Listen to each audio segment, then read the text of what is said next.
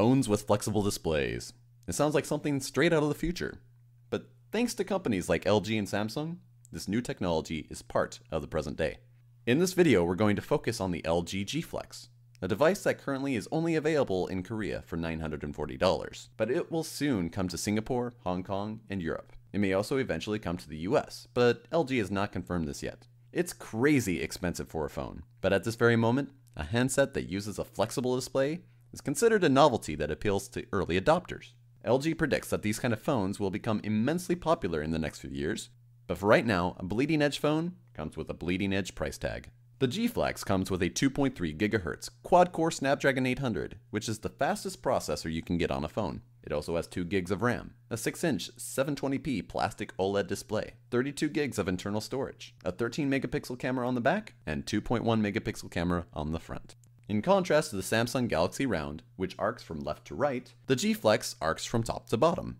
It feels a lot like a traditional analog phone when you hold it up to your head, but it's not very comfortable when you're wearing tight-fitting jeans. And before you ask, the display really is flexible, and it's a lot more flexible than we had ever expected. We had a chance to play with the display outside of the phone, and it feels like, well, a plastic playing card. We could bend it in any direction, and it was able to retain its shape without a problem. But curving the entire phone is not going to be possible without curving the battery as well. And the best part is that LG didn't use this as an excuse to cut back on battery size. It's still massive, and the battery lasts longer than the G2 and even the Galaxy Note 3. Okay, so the display is flexible, but what about the chassis that the display is bonded to? Well, it's also flexible, when you put the right amount of pressure on it. LG wanted to make the phone rigid enough to feel premium, but still have at least a little bit of give. You wouldn't want to put a huge amount of weight on it, but the phone was tested to easily withstand up to 88 pounds of pressure, with no effect to the device or its form. This is a nice advantage that LG has over Samsung's curved phone, which has no flexibility whatsoever.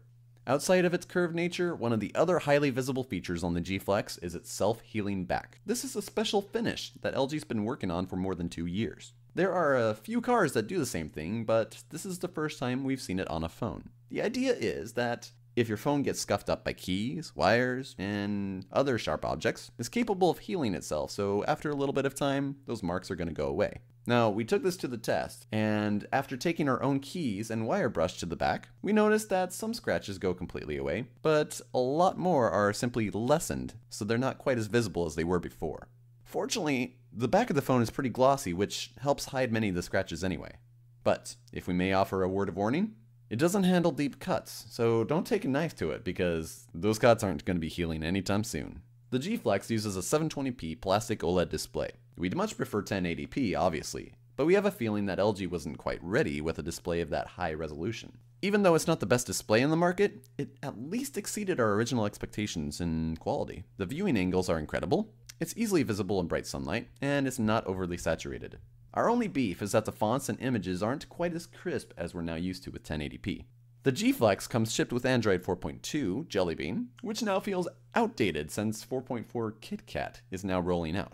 There's no word yet on when LG is going to update its phones, but LG hasn't always been the most reliable company when it comes to timely updates, so we're not getting our hopes up anytime soon. Most of LG's software is similar to some of its previous devices like the G2. One feature we're quite fond of is the multi-window option. It's a split screen option we've seen on Samsung's larger screen phones like the Note and the Galaxy S4, but it has a couple major differences. For example, you're able to take a link from a text message or an email, and it pulls it up as a separate window. The feature will also remember where you left off, so if you had to get out of your multi-screen option, you can easily go straight back in anytime you need to.